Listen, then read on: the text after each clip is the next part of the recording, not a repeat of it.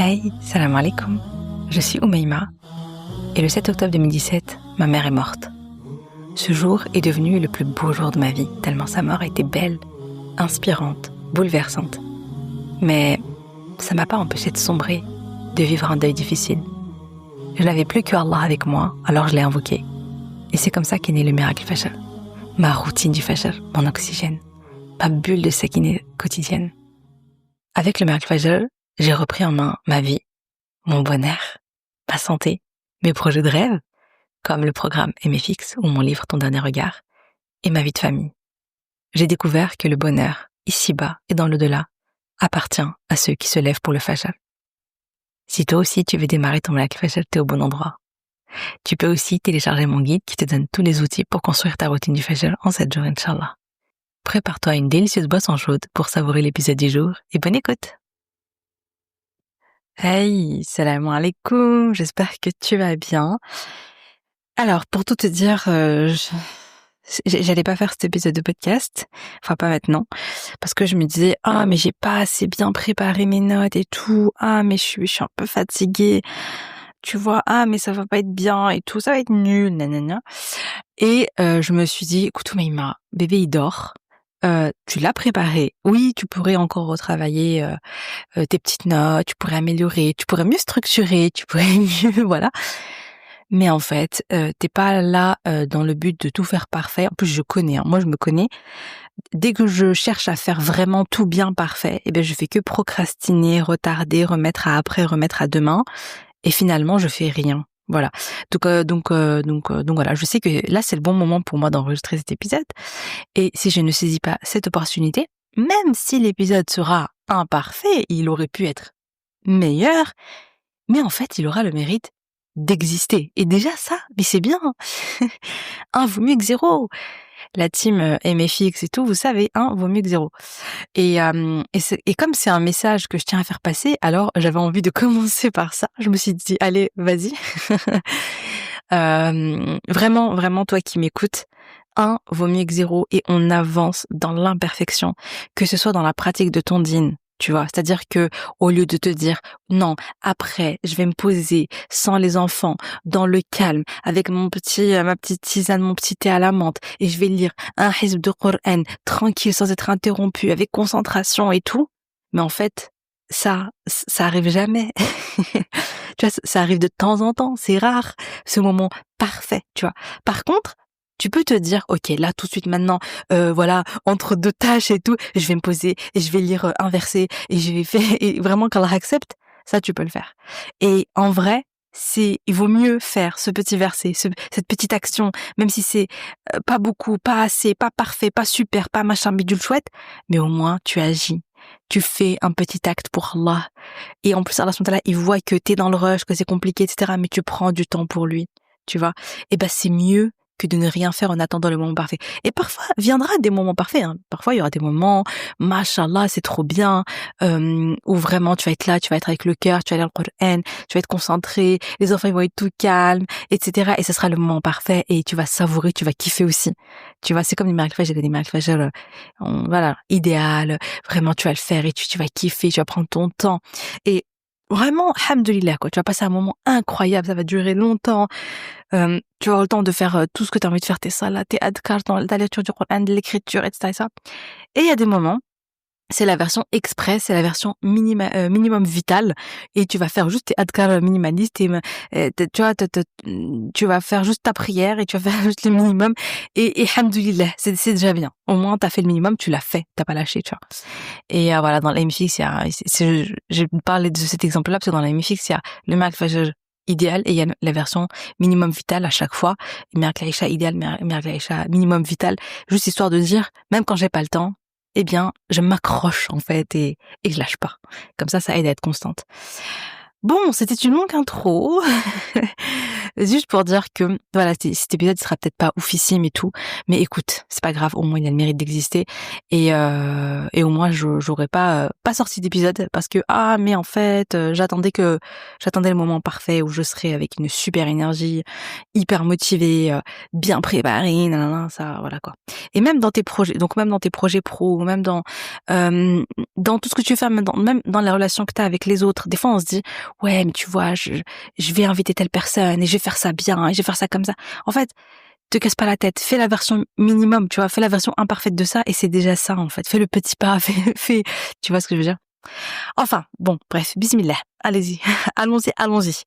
Donc, il me semble, si je ne dis pas de bêtises, si ma mémoire est bonne, dans l'épisode de la semaine dernière, où on parlait donc de pourquoi est-ce que c'est intéressant de tenir un carnet des doigts, en fait, eh bien, il me semble que j'ai terminé sans vous partager comment est-ce qu'on fait les doigts. C'est quoi la petite méthode, c'est quoi la petite sunna. Et d'ailleurs, ça me touche parce qu'en fait, j'ai une petite vidéo et j'aurais trop aimé genre l'incruster et tout, mais bon, où on entend ma mère à l'hôpital, Rabbi yarhamha, où elle parle à ma sœur et elle lui partage cette petite méthode-là et c'est hyper touchant. Ma sœur avait enregistré. Et en fait, on entendait Oumi dire ce que je vais te partager, le hadith que je vais te partager. Donc, d'après Abdullah ibn Mas'ud, radiallahu anhu, je priais alors que le prophète, sallallahu alayhi wa sallam, était avec Abu Bakr et Omar, radiallahu anhuma. Lorsque je me suis assis, j'ai commencé par faire des éloges à Allah et à prier sur le prophète, sallallahu alayhi wa sallam, puis j'ai invoqué pour moi. Alors le prophète, sallallahu alayhi wa sallam, a dit « Demande, il te sera donné. Demande, il te sera donné. » Rapporté par Tirmidhi dans ses Sunan numéro 593. Donc, voilà. Là, ça te montre comment est-ce que tu fais pour invoquer Allah. C'est très simple. D'abord, tu fais les éloges. Les éloges, louer Allah, qu'est-ce que ça veut dire? Ça veut dire « Ya Allah, laka alhamd, laka shukr. يا الله لك الحمد لك الشكر كما ينبغي لجلال وجهك وعظيم سلطانك يا ربي لك الحمد لك الشكر على نعمة الإسلام وكفى بها نعمة. En fait, il y a plein de formules longues, courtes, tu vois, il y a plein de formules en fait de hamd à dire. Alhamdulillah. Tu peux juste dire Alhamdulillah ya Allah pour tous tes bienfaits. Alhamdulillah pour toutes tes ni'am ya Allah. Tu peux faire une version vraiment très très simplifiée comme tu peux faire des belles versions bien longues et tout. Je vais t'en citer une si tu le veux tout à l'heure. Moi, je sais que Oumi, Rabbi yarhamha, j'aimais trop les doigts d'Oumi. Ça, c'est quelque chose qui me manque aussi. J'entendais ses doigts et franchement, j'aimais trop ce qu'elle disait. Et un de mes regrets, d'ailleurs, c'est de pas l'avoir enregistré j'aurais aimé, avoir enregistré toutes les formules de l'hamd, les doigts, qu'elle avait appris, les doigts qui viennent des fois du Coran, etc., qu'elle récitait systématiquement. Elle avait sa petite liste à elle, en fait. Et je me dis, ouais, j'avoue que j'aurais aimé. Mais bon, alhamdoulilah, j'ai mon papa, donc je pense que et c'était pas les mêmes, hein. Voilà, chacun avait les siennes et celles de mon père sont très très belles aussi. Et d'ailleurs, pendant que je te parle, je suis en train de me dire que je devrais l'enregistrer, lui demander une fois de le faire et genre je l'enregistre pendant pour les garder parce que en vrai c'est vachement précieux, hein. Donc voilà, donc c'est simple. Je loue Allah, ya Allah lak alhamdu lak shukr. Je fais salat ala nabi, pareil, ça peut être une version très simple. Allahumma salli wa sallim ala sayyidina Muhammad. Tu vois, voilà, salat ala nabi. Et tu peux faire la version ibrahimia, la version plus longue. Allahumma salli wa sallim ala sayyidina Ibrahim. Allahumma salli wa sallim ala sayyidina Muhammad wa ala ali sayyidina Muhammad.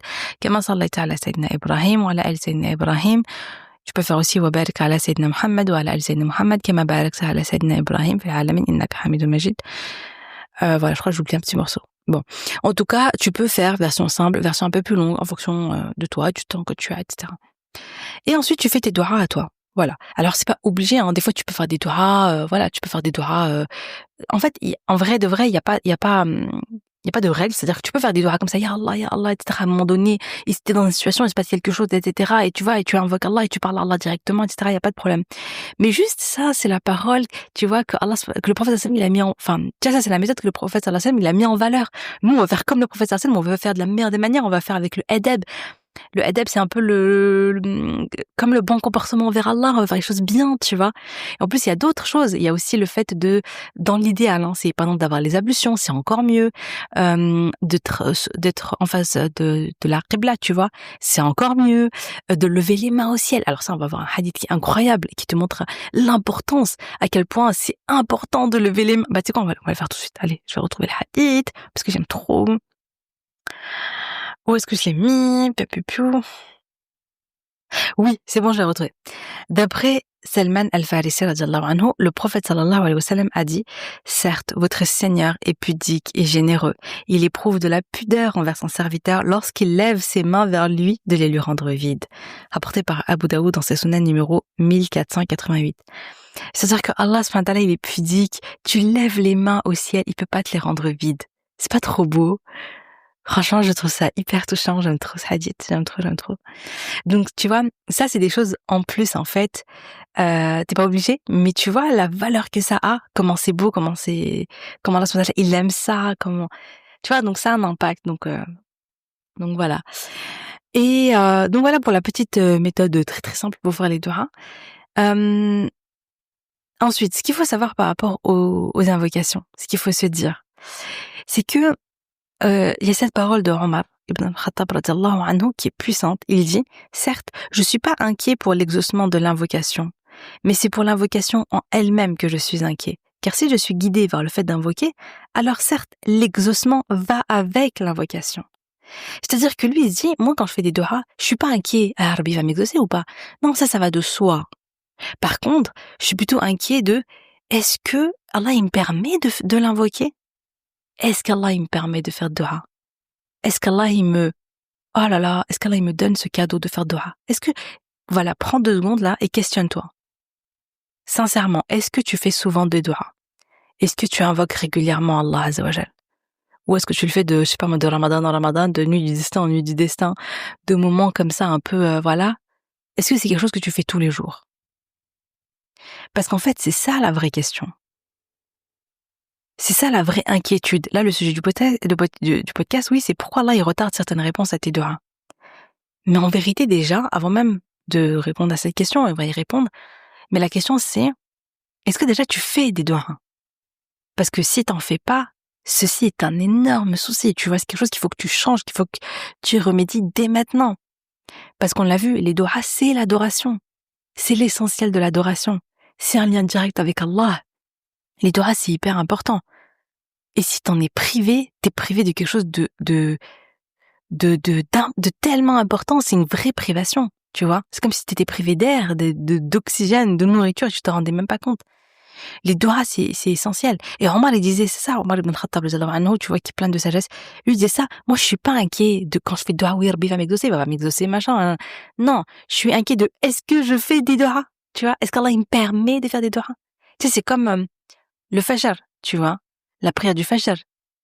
La question, c'est, est-ce que je fais partie des invités d'Allah à ce moment-là? Est-ce que Allah, il m'honore en me permettant tu vois, d'être présent au fajr? Ou est-ce que je fais pas partie de ces invités-là? Tu vois, c'est fort. Et quand on ne fait pas partie de ces invités-là, il faut se poser des questions, tu vois, et se dire, mais pourquoi, par exemple, par rapport au fajr, mais pourquoi? Est-ce que je commets des péchés? Comment est-ce que je me couche? Tu vois? Est-ce que je m'endors? Ma mère, elle me disait tout le temps ça. Elle me disait, tu prépares ton fajr au Aïcha. C'est pour ça que j'aime bien parler des miracles Aïcha et tout. Parce qu'en fait, le fait que tu te lèves au fajr et que tu es au rendez-vous d'Allah, et sachant que le fajr, c'est hyper important et les récompenses sont immenses, celui qui prie le fajr et le asr, il rentre au paradis, etc., etc., il y a plein de récompenses. Et donc c'est un vrai honneur, c'est un vrai bienfait de se lever au fajr. Donc si tu te lèves pas au fajr, c'est que tu es privé d'un bienfait d'Allah. Tu fais pas partie de ces privilégiés. Pourquoi? Pose-toi la question de pourquoi? Introspection. Qu'est-ce qui va pas en ce moment? Et là, tu vas peut-être te rendre compte que oui, bah ouais, mais tu te couches sans faire tes adkar, tu te couches en regardant des séries, des trucs, au lieu de te coucher, tu te couches du coup super tard et tout. Il y a certains péchés que tu commets dans la journée. Tu vois, voilà, tu fais pas tu t'endors pas dans la sunna du prophète comme le prophète sallallahu alayhi wa sallam s'endormait. T'as pas de rituel du coucher comme celui du prophète.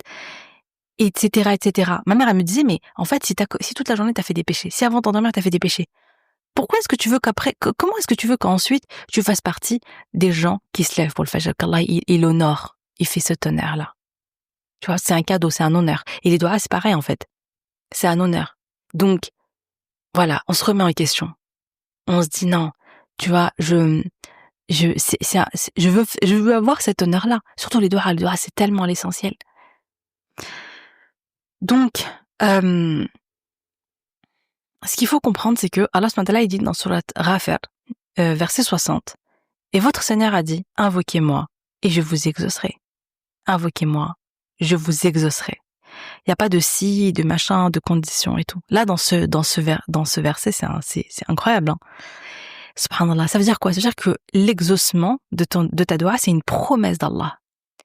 Maintenant, c'est une promesse, mais ça ne va pas forcément arriver exactement dans la forme dans laquelle tu l'as demandé. Cet exaucement peut arriver dans une forme qui est différente, tu vois. En fait, le fait d'exaucer l'ijaba de la doua, c'est pas forcément de donner tout de suite exactement ce que tu as demandé, tu vois. Parce qu'Allah subhanahu wa ta'ala, c'est le créateur, c'est le sage, tu vois. Sa sagesse, elle embrasse le passé, l'avenir, tu vois. Et lui, en fait, il sait tout. Il a la roadmap de ta vie depuis que t'es né jusqu'au moment de ta mort. Et il sait aussi ce qui va se passer dans ta akhira. Donc en fait, il a une espèce de vue comme ça globale. Et c'est pour ça qu'il faut faire sa confiance en Allah. C'est pour ça que dans le doha, en même temps que tu fais des doigts, il faut avoir la confiance en Allah, il faut avoir le tawakkul ala Allah.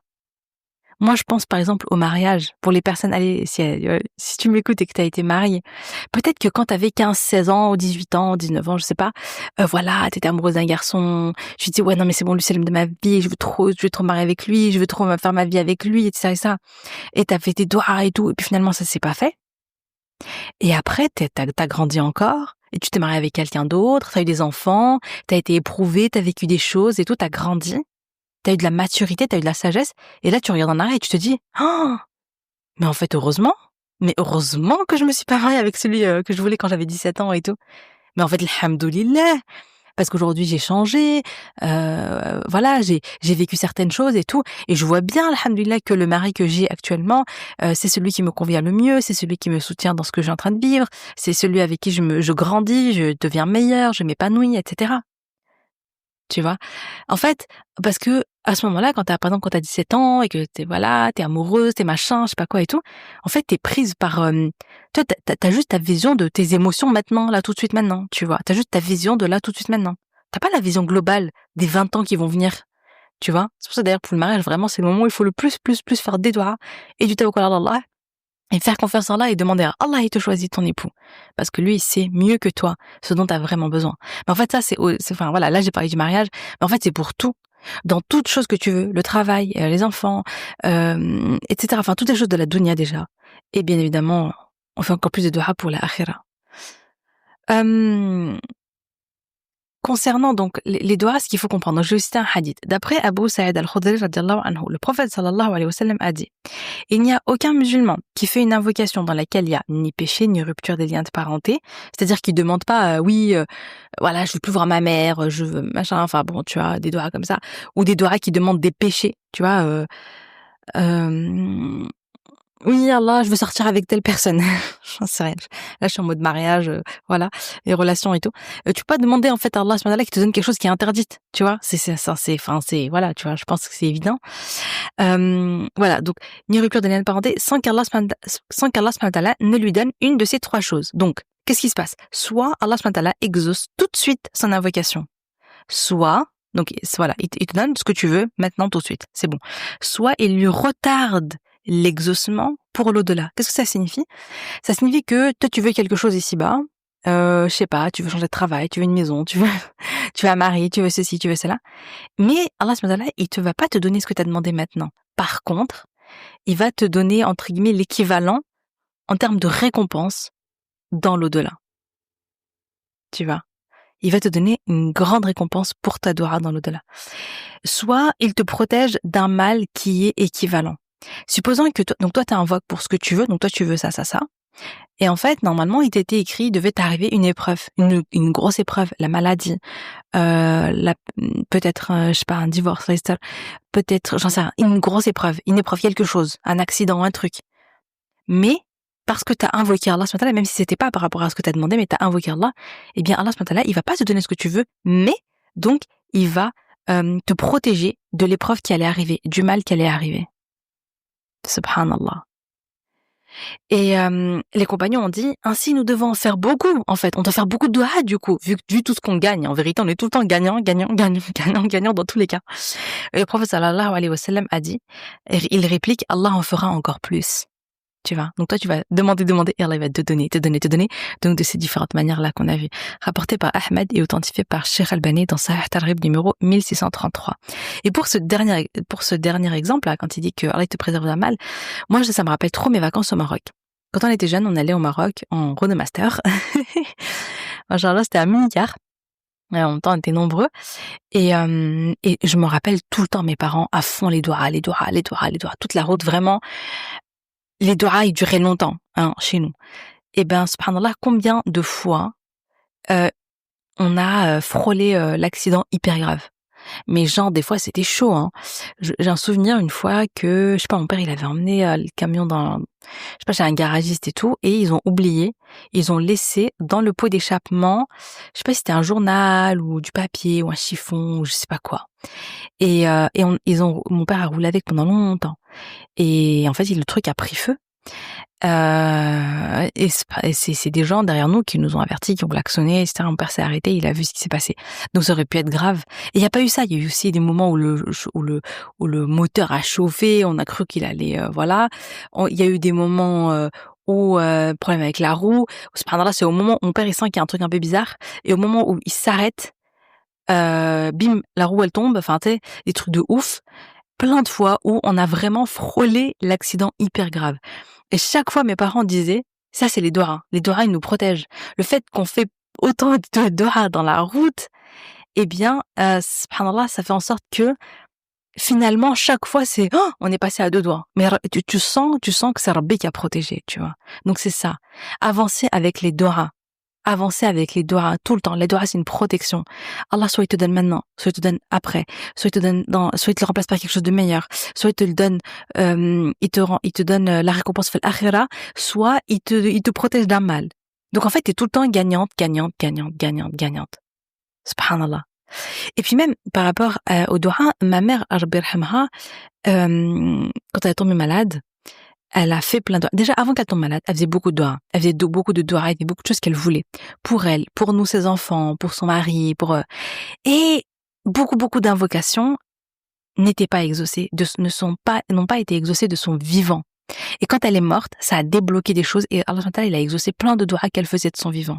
Et moi, j'ai l'intuition que Allah SWT, il n'a pas voulu lui donner quand elle était là. Pourquoi? Comme ça, elle qui faisait les doigts, elle en obtient la récompense dans l'au-delà. Pour augmenter encore plus sa récompense. Et nous, eh bien, Allah subhanahu wa ta'ala, il nous l'a quand même donné. Et une fois qu'elle est décédée, il nous a donné certaines choses, facilité certaines choses, créé certains changements, tu vois. Subhanallah. Et je pense aussi à la mort même de ma mère. Oumi, quand elle est tombée malade, avec tout le réseau qu'elle avait, l'amitié filet, les sœurs filet, etc., je peux vous dire qu'il y avait une mobilisation de malades. Les sœurs, elles se levaient pendant la nuit, dernier tiers de la nuit, elles invoquaient Allah, elles allaient en Umrah, elles invoquaient Allah. Il y a des sœurs qui ont parlé avec des shoyurs et tout à Mecca pour leur demander d'invoquer pour Ummi, etc. Enfin, les doigts, c'était à fond. Et vraiment, et c'était aussi une des raisons pour laquelle moi je me disais, mais c'est obligé, elle va guérir et tout, parce que avec ces doigts-là, c'est pas possible. Mais elle est quand même décédée. Pourquoi? Mais parce qu'en fait, Allah SWT, qui sait tout, et en fait, il sait ce qui est le mieux pour elle. Moi, aujourd'hui, j'ai vraiment la vision avec le recul aussi, tu vois, ça fait presque 8 ans et tout, je vois vraiment le bienfait que c'était pour elle de mourir maintenant. Elle meurt purée d'une maladie du ventre. Qu'Allah la compte parmi les martyrs, donc un cancer du côlon, la maladie, quand tu meurs d'une maladie du ventre, il y a un hadith du prophète sallam qui dit que ça fait partie des martyrs. Donc imagine, t'as le statut de martyr. Ensuite, elle a souffert pendant tellement longtemps. Inch'Allah, c'est une purification totale de ses péchés. Là, j'espère qu'Allah lui pardonne absolument tout, qu'Allah accepte que vraiment que ça soit qu'elle ait une purification totale de ses péchés. Donc imagine, tu vas dans ta akhira, t'as pas de péché. Ensuite, justement, elle est morte à ce moment-là, elle était encore jeune, elle avait ses enfants qui priaient pour elle, elle avait ses proches, ses amis qui priaient pour elle. En fait, tout le monde s'est mobilisé dans les doigts même après sa mort. Tu vois. Et du coup, tu te dis, mais en fait, tout était là. Et en plus de ça, elle a tellement souffert, elle a tellement porté la charge, la responsabilité, etc. tout au long de sa vie, que moi, je vois vraiment la mort comme un repos pour elle. C'est-à-dire qu'une fois que t'as tout fait et que ta akhira, elle est belle, en fait, finalement, la mort, ça devient un repos. Quand tout se passe bien, Quand tu meurs sur la ilaha illallah, quand t'as fait le khir toute ta vie, quand t'as transmis la da'wa, quand t'as fait le bien, ta mort, ça devient un soulagement, ça devient un repos, tu vois. Et c'est ce que je vois pour elle, c'est ce que je veux pour elle. Subhanallah. C'est vraiment que la mort, ça soit un moment de repos. Et dans ce cas-là, tant mieux pour elle, en fait. Vaut mieux se reposer qu'être sur terre et charbonner, et galérer et souffrir et être éprouvée, etc., etc., etc. Elle a vécu, elle a été éprouvée, et alhamdoulilah. Alors, mon fils s'est réveillé, donc je vais le prendre et je reviens, Inch'Allah. Eh bien, nous ne sommes plus seuls, hein. J'ai mon petit prince avec moi. Voilà. Il vient de dire, oui, je suis là, moi aussi. Donc, on va y arriver, hein. Inch'Allah. Qu'est-ce que je vais dire? Donc, ouais, je parlais d'Omi et tout, donc vraiment, subhanallah, voilà, il y a les doigts n'ont pas été exaucés. Mais c'était un khir pour elle, je pense. Vraiment, c'était un khir pour elle, pour que j'ai l'impression que tout ce qui s'est passé en fait tout au long de sa fin de vie était fait pour optimiser sa akhira, tu vois ce que je veux dire? Beaucoup de souffrance pour être purifié des péchés, pour être élevé en degrés, pour avoir beaucoup de doigts à des personnes. Tout était fait pour optimiser sa akhira. Et en vrai, quand tu vois, enfin moi personnellement, si tu me dis là, Allah subhanahu wa ta'ala, il te prend ton âme. Mais, t'as zéro péché avec toi. Tu es accepté en tant que martyr. Tu meurs en tant que martyr. Allah subhanahu wa ta'ala, il est satisfait de toi. Tu vas obtenir le Firdaus. Et tu vas, et tout est ok, tout est bien, tout va bien. Ta akhira, elle est belle. Mais moi, franchement, pourtant, je tiens à la vie, hein. J'aime mon mari, j'aime mes enfants, j'ai envie d'accomplir encore plein de choses. Je suis pas pressée de mourir. Qu'est-ce qu'il y a, mon amour? Est-ce que maman, elle peut finir de faire le podcast? Oh, mon bibouche. Alors, attends. Au grand, hop, tiens. Tu veux Haliba? Voilà. Bref, donc je disais, si j'avais enfin, tu vois, si j'avais le tampon du Firdaus, Ya Rabbi, et de la satisfaction d'Allah, etc., etc., et voilà, et j'ai de problème avec personne, et tout le monde m'a pardonné, tout le monde, tu vois, si jamais j'ai fait du tort à quelqu'un, on m'a pardonné, tu vois, tout va bien, ma akhira va bien. Bah oui, y a pas de souci, quoi. Je peux partir, tu vois. Voilà. Là, ce qui me fait peur, c'est que je me dis, mais je suis pas prête, tu vois. Je suis pas prête. Donc, voilà. Donc, tout ça pour dire, j'ai l'impression que voilà, les doigts n'ont pas été exaucés, mais que c'était un khir pour elle. C'était un khir pour elle, c'était un bienfait pour ma Oumi d'amour, Rabbi yarhamha. Donc ouais, donc le fait que ta doua ne soit pas exaucée tout de suite, ça, faut pas s'impatienter, faut pas se dire ah mais pourquoi, et puis on va voir après, hein, ça on va en parler. Faut pas se dire ah mais qu'est-ce qui se passe, ah mais pourquoi, mais il y a un problème, etc. Non, en fait c'est pour ça que c'est là où il faut avoir confiance en Allah, en se disant moi j'ai confiance en lui. Alhamdoulilah, j'ai fait de doua, je suis tout le temps gagnante. Et après, je le laisse lui gérer les choses comme il l'entend. C'est le planificateur suprême. C'est le subtil, c'est le sage, c'est l'omnipotent, l'omniscient, c'est lui qui sait tout en fait. Comme je disais, nous on est là, on demande, mais nous quand on demande, on n'a que nos croyances devant nous, on n'a que nos émotions actuelles, on n'a pas la roadmap de toute notre vie ici-bas et dans l'au-delà. Donc forcément quand on demande, notre champ de vision il est très limité. Tu vois, donc en fait on sait pas. Tu vois, on sait pas si c'est vraiment bien pour nous ce qu'on demande. Mais ce qui est bien, c'est qu'on a demandé à Allah. Donc ça, c'est bien. Tu vois, on a invoqué Allah. On veut ça, on a demandé à Allah. Et après, on fait confiance en lui. On a confiance en lui, on place notre tawakkul à Allah. Et on s'en remet à lui pour la suite. Et on se dit, Allah, il va me donner ce qu'il y a de meilleur pour moi. Je lâche prise. Tu vois. Oui, et c'est pour ça d'ailleurs, c'est ça que je voulais dire. C'est pour ça que je reviens sur cette histoire de carnet, tenir un carnet de doha où on va noter, voilà, les invocations qu'on fait actuellement, les choses qu'on veut, etc. C'est hyper intéressant donc de le garder sur des années parce que du coup ça permet de comprendre ce que je viens de dire sur ah tiens, à ce moment-là Allah il m'a donné tout de suite, mais par rapport à cette doha il m'a pas donné immédiatement, ou bien il m'a remplacé par autre chose. Regarde, au lieu de me donner ça, je constate qu'il m'a donné ça et ça m'a permis ça, etc., etc., etc., tu vois. Donc ça, c'est intéressant, ça permet en fait de réfléchir à tout ça en fait, de réfléchir au hikmah d'Allah, à la sagesse d'Allah. Et je pense que c'est vraiment enrichissant. Alors maintenant, il faut comprendre qu'il y a quand même des choses qui peuvent bloquer les doigts et sur lesquelles il faut le travailler dessus, faire une introspection sincère, réparer, corriger, se repentir, etc. Ça concerne notamment les gains illicites. Donc le prophète sallallahu alayhi wa sallam a dit aux gens, Allah est bon. Il n'accepte que ce qui est bon. Allah a prescrit aux croyants ce qu'il a prescrit aux messagers. Il, le Très-Haut, a dit, ô messagers, mangez de ce qui est permis et pur. Faites du bien, car je sais parfaitement ce que vous faites. Désolée, j'ai pas noté le nom de la sourate, c'est sourate 23, verset 51. Et Allah subhanahu wa ta'ala dit encore, ô les croyants, mangez des aliments purs que nous vous avons accordés. Donc, sourate al-Baqarah, verset 172. Puis le prophète sallallahu alayhi wa sallam a mentionné le cas d'un homme qui, ayant longtemps voyagé et échevelé et sale, et qui lève ses mains vers le ciel en disant « Ô Seigneur, alors que sa nourriture est illicite, que sa boisson est illicite, que ses vêtements sont illicites, et qu'il s'est nourri par un moyen illicite. Alors comment peut-il être exaucé ?» Sahih Muslim numéro 1015. Donc pose-toi la question en fait. À un moment donné, s'il y a des doigts, tu vois que la plupart de tes doigts, tu vois pas de réponse tout de suite, etc. Pose-toi la question quand même. Est-ce que mon argent est gagné de manière licite? Est-ce que ce que je mange c'est licite? Ce que je porte c'est licite? Attention, tu vois. Donc il y a certains péchés qui peuvent donc bloquer les doigts. Gagner sa vie de manière illicite, ça peut te bloquer tes doigts. Et dans ce cas-là, ce qu'il faut faire, déjà il faut changer ça. Il n'y a pas de, voilà, tu vois, il faut vraiment s'éloigner de la nourriture illicite, faut s'éloigner faut changer ta manière de gagner ta vie, etc., etc. Ça c'est une chose.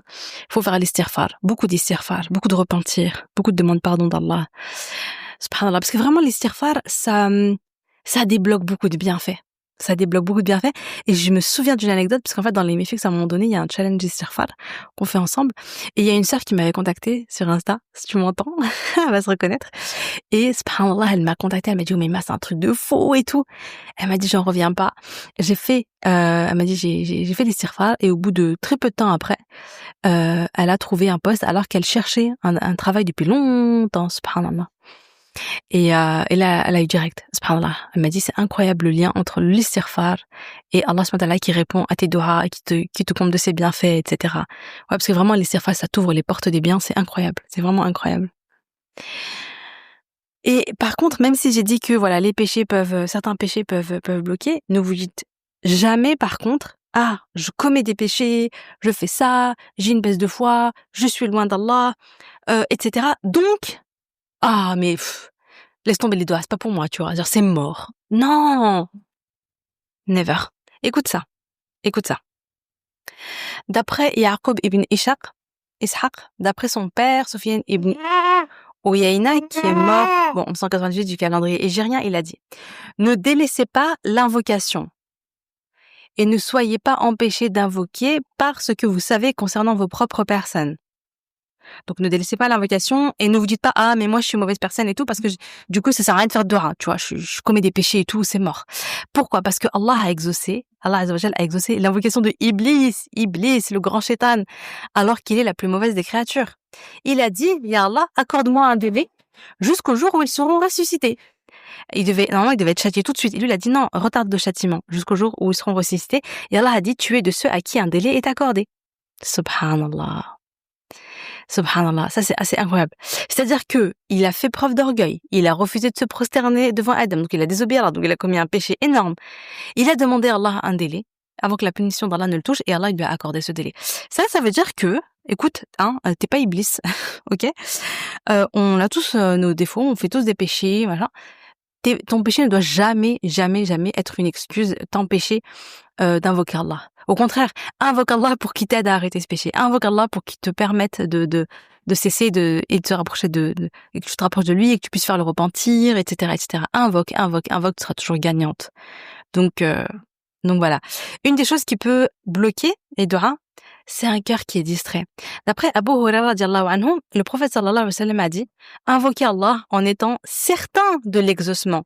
Et sachez qu'Allah n'exauce pas une invocation venant d'un cœur insouciant et inattentif. Rapporté par Tirmidhi dans ses sunan numéro 3479.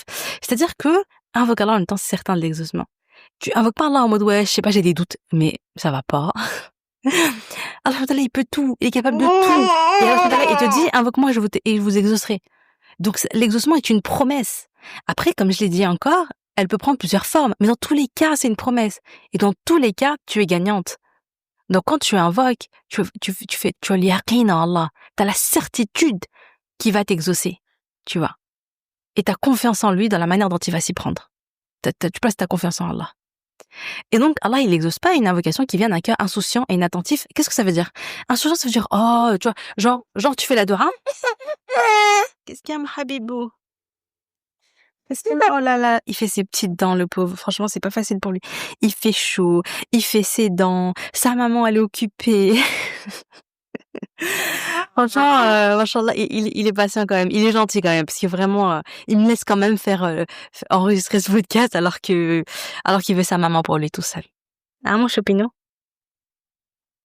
Je t'aime, mon amour. Il met tout dans les dents. Là, je parle, et lui, il est en train de tout ce qu'il trouve, il met dans la bouche. Je crois que c'est dans du haut, en plus. Enfin, bref. Instant vrai life, vraie vie. Instant pas instagrammable. Donc, quand on fait des doigts, on les fait pas en mode, ouais, tu vois, genre en mode machinal, en mode automatique. Tu vois, les doigts que tu fais en mode automatique, ben, tu vois, enfin, comment tu peux demander à Allah ce matin à quelque chose qui te tient à cœur, qui te sauve de l'enfer, qui te donne le paradis, qui t'accorde le plus haut degré du paradis, le Firdaus, etc., qui te pardonne tes péchés, que ta tombe soit un jardin parmi les jardins du paradis, et puis pour tout ce que tu veux aussi dans cette dunya, donc des choses qui comptent pour toi, qui préservent ta santé, qui te guérissent, etc.